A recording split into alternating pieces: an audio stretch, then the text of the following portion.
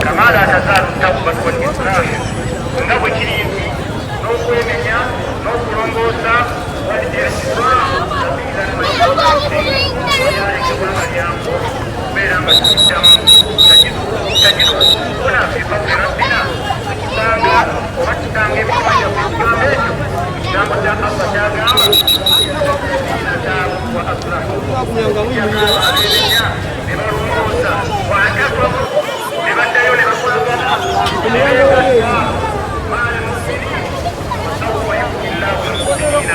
أجرا عظيما قال الله سبحانه وتعالى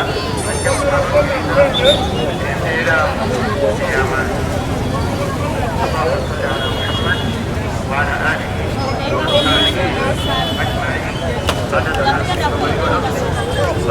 Assalamu alaikum warahmatullahi wabarakatuh. Neyanza nnyo mwenna abali ku HK Media, mwenna abatulaba yonna gy'otulabira mukwano oli w'amaanyi nnyo, tukuwa ekitiibwa era tukurespectingira ddala. Tuli waneno ku Muzikiti ku Old Kampala olunaku olwaleero we tusaalidde abakyala abazze nga tulina obukondo tetwakitegedde nti twabadde tulina okutambulamuko ne siripa, otherwise abantu bangi nnyo, enkuba ekedde kutonnya, kwegamba olunaku era nga bw'olulaba ngenda kubeera ndukuyisaamu ate naawe obeere ng'olwenjoyinga, naye ng'ate twebaza Allah ow'ekitiibwa atutuusiza ku lunaku luno ne tusobola okubeera nti no tukyasobola okubaweereza. Gwe mwenna andaba omulundi gw'ogusooka nyiga bunyizi kagambako ka subscribe okubeera ng'ojoyininga show, ate woba oli ku Facebook oba ku Instagram beera ng'olikinga page ofollowinge okubeera ng'ojoyiningirawo show. Show eno ekutuusibwako baganda baffe aba Speed Express Tours and Travels, company yokka eyakakasibwa okubeera ng'esaabaza abantu okuva mu buli kitundu ky'eggwanga, pozi ate ne baganda baffe aba Roast Coffee Academy. Olunaku olwaleero lunaku lwa Eid era abasiraamu banekaanekanye okufa obufindooza nange ondaba nnyumye nnyo mu kapapo, naye ng'ate mwenna basobodde okuba nga musaala olunaku olwaleero.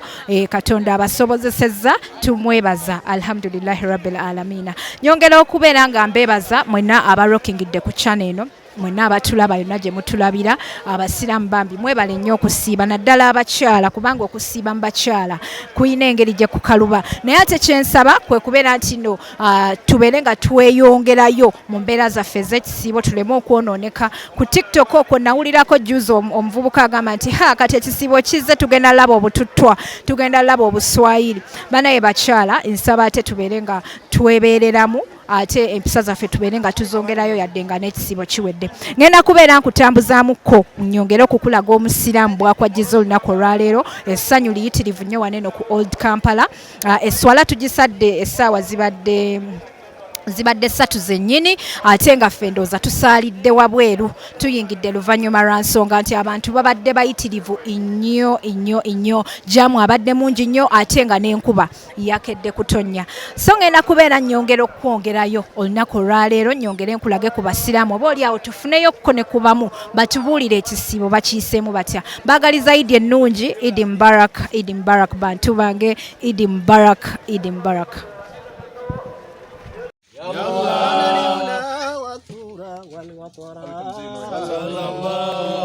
والحبيب الذي ترجى شفاعته يا الله لحول الأحوال مقتحمين والذي نالت الدنيا بطولته يا الله في قلوب الأرض نثرا صلى الله عليه.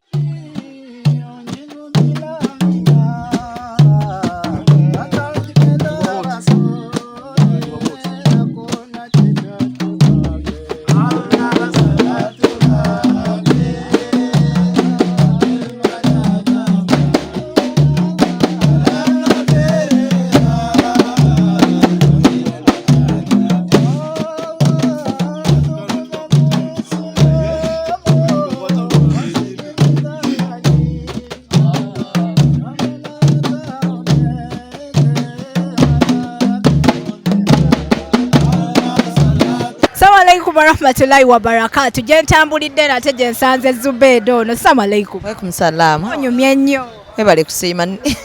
How are you? Okakoze otya akavuyo akali wano abantu nga bangi oyingidde? Nsalidde wabweru. Natuuse bukyali. Nensalira wabweru. Oli otya bitambula biti? Tambula bulungi ogamba otya?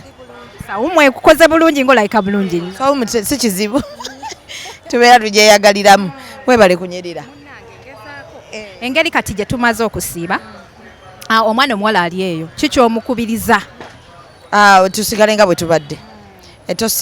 Tokola mpisa lwakuba kisiibo. Kyemanyiize. Lwakuba nti ebintu ebisinga tubireka lwakuba nti kisiibo n'ogamba sijja kwenda, sijja kukola bino, sijja kwambala bubi naye tusigalireyo nga bwe tubadde. Obeere nga tokolera bantu, okolera Mungu. Wenkuzaako ku bulamu bwo obwa social life, ekintu okikubidde ku level ya waggulu. Amiina, webale kusiima. Okay. So kati abafaanizi b'okagambo kikoyina omwaka guno tusuubire ki? Abasuubire birungi byerere. Bafaani bange mbeebaza mwebale kunjagala, mwebale kwagala wakisi zaffe, ekirala mwebale kusiiba, Idi Mubaraka. Okay.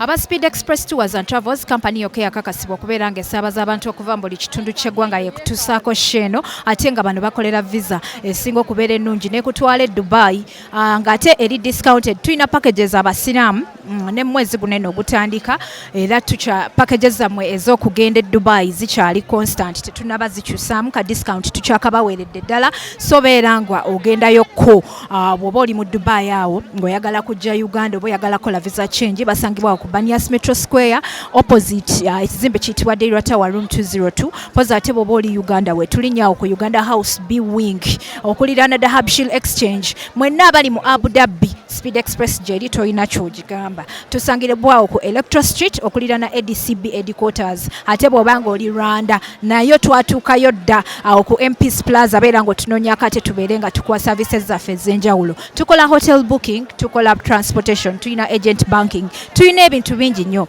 So olunaku olwaleero olwa Eid abasiraamu tubeebazizza nnyo okubeera nti mutuwagidde, mutubeereddewo mu kiseera kino eky'ekisiibo era tuwongera okubasuubiza nti tugenda kubeera tubaweereza bulambalamba.